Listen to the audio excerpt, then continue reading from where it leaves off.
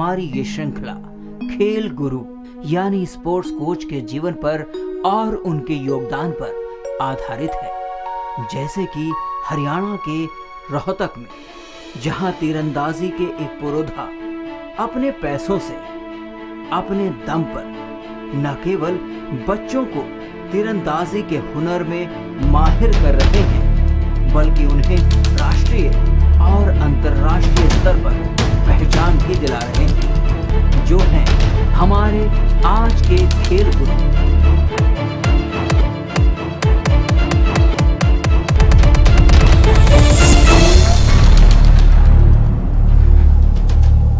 तीरंदाजी यानी आर्चरी। मेरा नाम संजय सुहाग है। मैं पिछले 4 साल से हरियाणा में बच्चों को तीरंदाजी का अभ्यास करवा रहा हूँ। सेना का अनुशासन और हरियाणा का जुझारूपन, इन सब से मिलकर बने हैं हमारे खेल गुरु संजय सुहाग।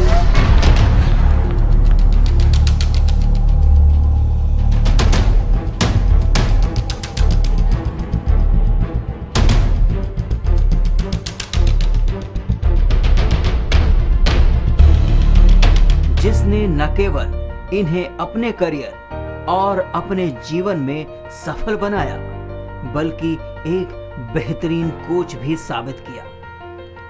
सबसे पहले सेना में भर्ती हुई, मेडल जीते, फिर वहां पदोन्नति ले, कोचिंग के हुनर सीखे और सूबेदार मेजर का पद भी छोड़कर चले आए अपनी मिट्टी का कर्ज उतारने हरियाणा।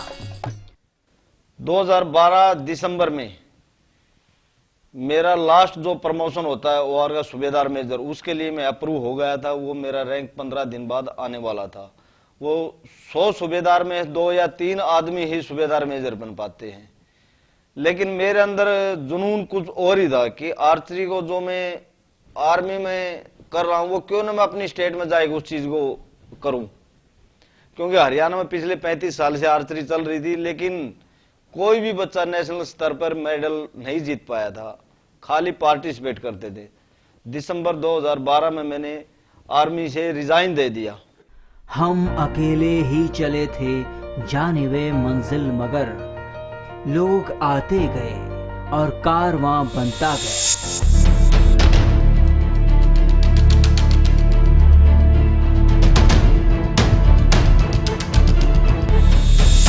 एक दो बच्चों से शुरू हुई तीरंदाजी गुरु संजय सुहाग की ये कोचिंग अब भरी पूरी हो गई।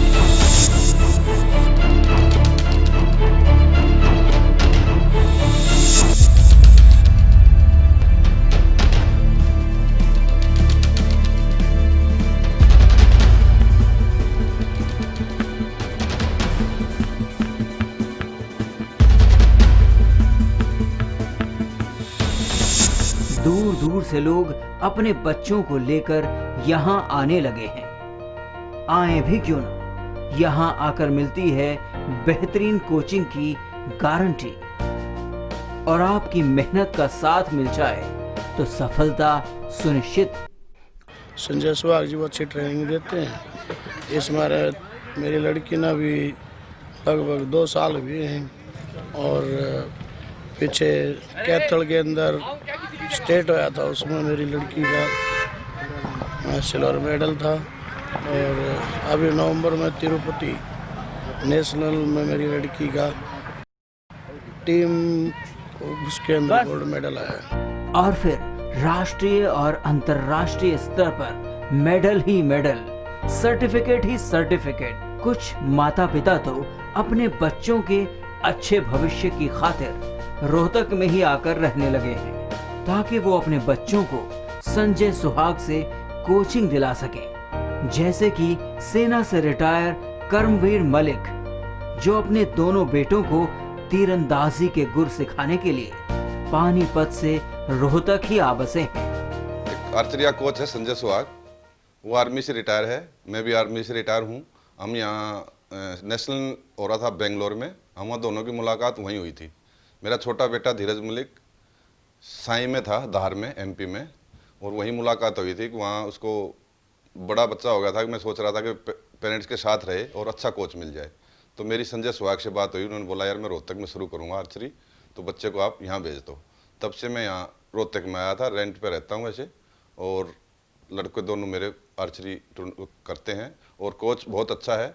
अभी ओलंपिक में भी जाके आया है संजय सुहाग, और उसने पूरे हरियाणा का और भारतवर्ष का नाम रोशन किया। मैं अपने घर को, मैं डिस्ट्रिक्ट पानीपत को छोड़ के रोहतक में इसलिए आया था कि यहाँ कोच अच्छा है और बच्चों का भविष्य बन सकता है, और मैं यहाँ अपने गांव को छोड़ के इसलिए आया हूँ कि मेरे बच्चे अच्छे स्पोर्ट्स में अच्छे काबिल बने, अपना नाम रोशन करें, हमारा नाम रोशन करें और देश का नाम रोशन करें। तो फिर इनको ये संजय सर मिले वहाँ पे, तो इन्होंने बताया मैं आर्चरी शुरू करूँगा रोहतक में, अगर आपको अच्छा लगे मेरे पास छोड़ के तो आप देख लेना। तो सही में था, हमने पहले इसके पास 3 महीने संजय सर के पास छोड़ा इसको कि भाई तू अगर देख ले, समझ में आती है तो कोचिंग हम छोड़ेंगे, नहीं तो कहीं फिर और देखेंगे। तो फिर इसने भी बताया को उसको भी इसकी बातें समझ में आई, तो दोनों मिल के बोले कि हाँ इधर ही ठीक है।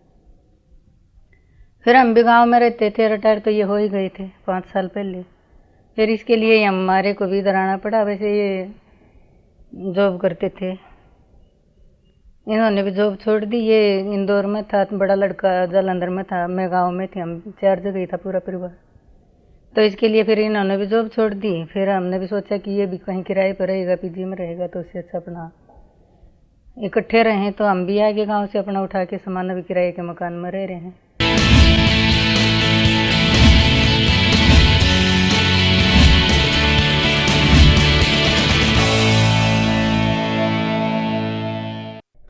कर्मवीर के दोनों ही बेटे संजय सुहाग से कोचिंग लेते हैं और हर स्तर पर बेहतरीन प्रदर्शन कर रहे हैं। कर्मवीर का एक बेटा दीपक जो पहले क्रिकेट खेलता था, वो भी अब तीरंदाजी में बढ़िया प्रदर्शन कर रहा है और वो संजय सुहाग को बेस्ट कोच का दर्जा देता है। मेरा नाम दीपक है, मैं पानीपत से बिलोंग करता हूँ और मैं रोहतक में राजीव गांधी स्टेडियम में लास्ट 1.5 साल से प्रैक्टिस कर रहा हूँ।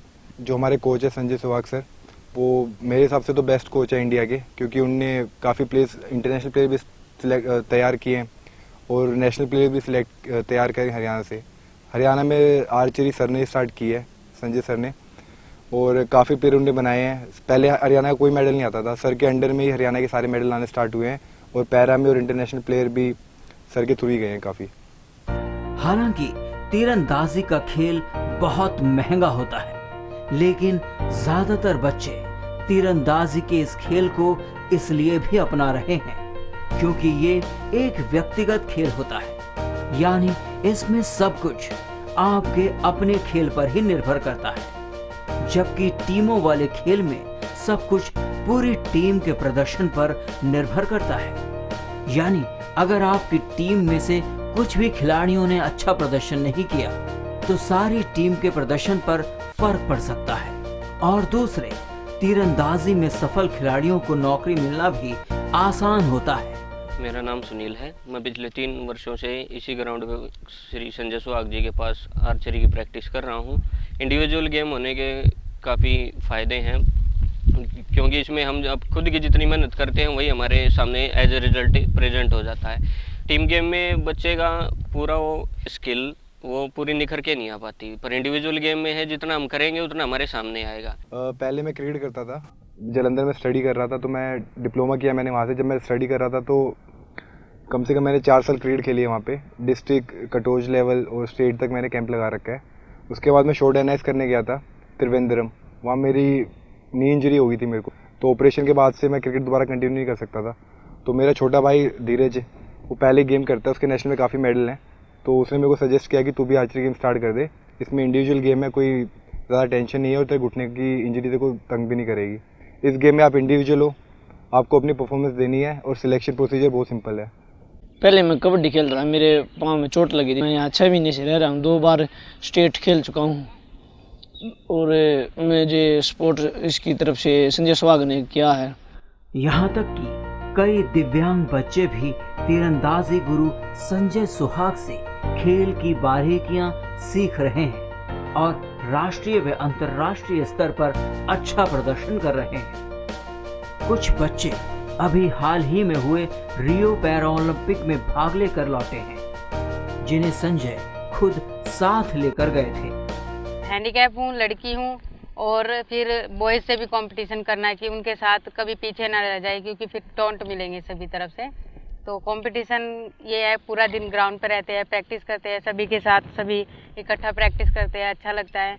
और अभी मैंने हाल ही में ओलंपिक में अपने देश का जो है प्रतिनिधित्व किया है। उससे पहले वर्ल्ड चैम्पियनशिप खेली है, नेशनल में गोल्ड है, और स्टेट चैम्पियनशिप जो थी उसमें भी मेरा गोल्ड मेडल था। इसमें एक टेक्निकल गेम होता है, इसमें ज़्यादा भागदौड़ नहीं करनी होती और एक दिव्यांग खिलाड़ी के लिए बहुत ही सूटेबल गेम है ये, इसलिए मैंने आर्चरी को चुना और मुझे बहुत ही पसंद है। मैं दिन रात प्रैक्टिस करता हूँ, 8-8 घंटे प्रैक्टिस करता हूँ मैं इस गेम की, और फ्यूचर के लिए बहुत ही अच्छा स्कोप है, अच्छे जॉब मिल रहे हैं बच्चों को, अच्छी स्पॉन्सरशिप मिल रही है।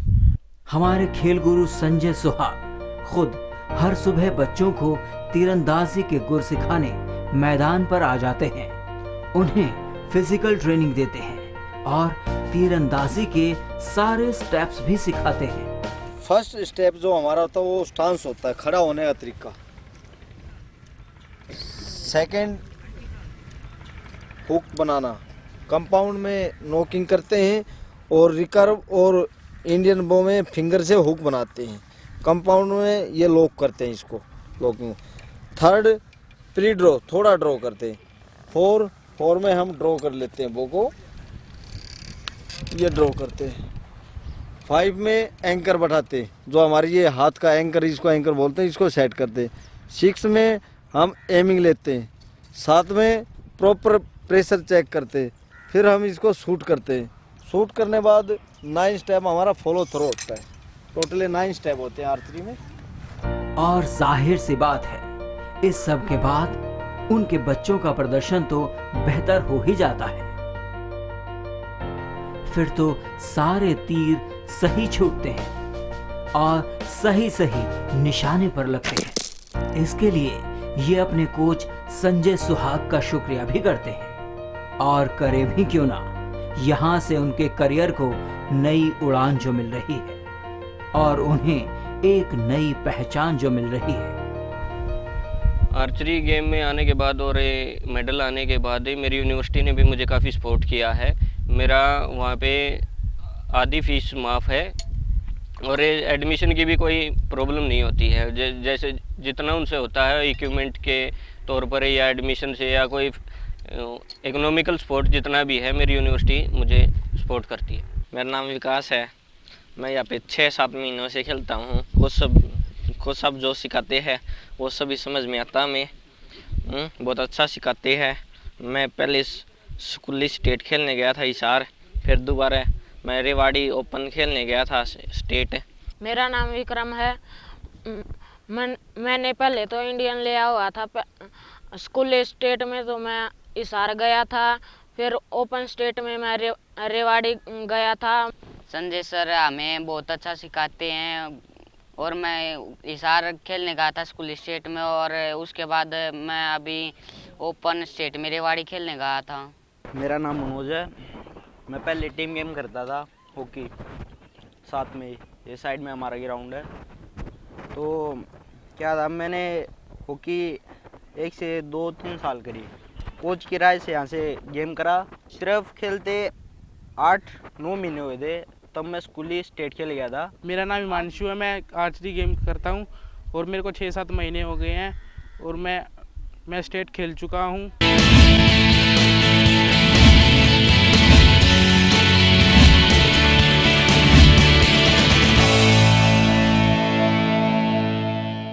लेकिन ये सब इतना आसान भी नहीं था, मुश्किलें बहुत आई, लेकिन संजय ने उन सब को पार किया और अपनी राह पर आगे और आगे ही बढ़ते गए। पहल जब उन्होंने कोचिंग देनी शुरू की तो कई बच्चों के पास तो अपने धनुष ही नहीं थे। एक तो जो देसी धनुष है वो केवल पहले मणिपुर में ही बनता था, और जो विदेशी रिकर्व और कंपाउंड धनुष हैं उन्हें तो खरीदने के पैसे भी अधिकांश बच्चों के पास नहीं होते थे। मैं जो अपना एक मोटो लेकर आया था, सेना से पेंशन आया था कि हरियाणा में आर्चरी को कैसे उठाना है, उसके लिए सबसे पहली मेरे पास समस्या आई कि यहाँ पर जब मैंने बच्चे इकट्ठे किए रोहतक स्टेडियम में, उनको इक्विपमेंट नहीं मिल रहा था कहीं पर भी। क्योंकि ये जो बेसिक इक्विपमेंट है ये बांस का मणिपुर से ही आता था और कहीं नहीं बनता था ये। तो आज यही डिमांड दी तो अगले 3 या 4 5 महीने में हमें मिलता था। वो भी कभी अच्छा आ जाता था, कभी खराब आ जाता था। तो मैंने सोचा है क्यों नहीं ये इक्विपमेंट यहीं बनाया जाए ताकि बच्चों को ज़्यादा ज़्यादा नज़दीक और टाइम से मिल जाए, सस्ता मिल जाए। उसके लिए फिर समस्या आई, इतना स्पेस शहर में कहाँ से आएगा, इतना पैसा मेरे पास कहाँ से आएगा। तो मैंने ज़मीन पे किराए पे ये ज़मीन ली, यहाँ पे 600 साढ़े 600 गज ज़मीन, और इसमें ये तीरंदाजी या सामान बनाना मैंने शुरू किया। मेरे पास कारीगर नहीं था, मैंने एक लकड़ी का कारीगर पकड़ा, उसको खुद मैंने बनाना सिखाया ये चीज़ें कि धनुष कैसे बनता है। हालांकि मैं शुरू से कोई कारपेंटर तो हूँ नहीं, बाद में भी न्यू कारपेंटर, लेकिन मुझे ज्ञान था ये चीज़ कैसे बन सकती है। ये चीज़ मैंने खुद उसको मिस्त्री को 2 महीने 2.5 महीने दिन रात लग के उसको सिखाया खुद। धीरे धीरे ये इक्विपमेंट यहीं बनना शुरू हो गया। बच्चों को इक्विपमेंट टाइम से मिलने लगा। सबसे बड़ा फायदा हमें यहाँ पे हुआ। जो बच्चे 4-5 महीने इंतजार करते थे, उससे दूसरी बात, सबसे बड़ी बात है बच्चों को पैसे की टेंशन थी। मैं बोलता था बेटे इक्विपमेंट लेके जाओ, साल में 2 साल में जब तुम्हारे पास पैसे होते हैं दे देना, नहीं तो रहने देना। किसी ने दिए किसी ने नहीं दिए, वो मुझे कोई टेंशन नहीं थी। इतने पैसे मेरे पास थे, मैं पेंशन आया था 20-21 लाख में लेकर आया था, वो सारे मैंने यहीं पे लगा दिए थे। बच्चों जैसे ही इक्विपमेंट मिलने लगा हरियाणा में, तो तुरंत ही 2 या 3 महीने के अंदर, जहाँ पे हरियाणा में 150 बच्चे होते थे वहाँ पे अचानक 600-700 बच्चे हो गए तीरंदाजी में। और बहुत ही कंपटीशन, बहुत ही ज्यादा बच्चे अचानक दिखाई देने लगे। बच्चों को टाइम से सामान मिलने लगा। यहाँ पे हम धनुष और तीर बनाते हैं। ये धनुष हमारे लकड़ी के धनुष हैं, इनके जो लिम्स हैं ऊपर, ये पार्ट्स ये बांस का होता है ऊपर और नीचे वाला, ये हम मणिपुर से मंगाते हैं। बीच का पार्ट्स जो हैंडल बोलते हैं ये शीशम की लकड़ी का होता है, ये खुद यहीं पे मैन्युफैक्चर करते हैं। ये बांस का जो पीस आता है मणिपुर से, इसको हम 2-3 महीना पानी में रखते हैं, 2-3 महीना धुआं में रखते हैं। पीछे में जैसे हमारी चिमनी है, इसको धुएं और पानी में पका के फिर ये तैयार किया जाता है। ये यहाँ पे हमारी चिमनी है, नीचे में पानी का हौद हमारा, पानी के अंदर में हम लकड़ी भिगोते हैं 2 या 3 महीने के लिए। और ऊपर में ये हमने जो जाल बनाया हुआ है, इसके अंदर ये हम धुएं के अंदर इसको सुखाते हैं। साथ ही बो यानी तीर और निशाना लगाने के लिए स्टैंड और उसका फेस भी यहीं तैयार किया जाता है, जो कि अच्छा और सस्ता भी होता है। आज दूर दूर से लोग तीरंदाजी का सामान लेने इनके पास आते हैं। जो बच्चे संजय सुहाग के पास तीरंदाजी सीखते हैं, उनके लिए तो हर प्रकार की छूट है।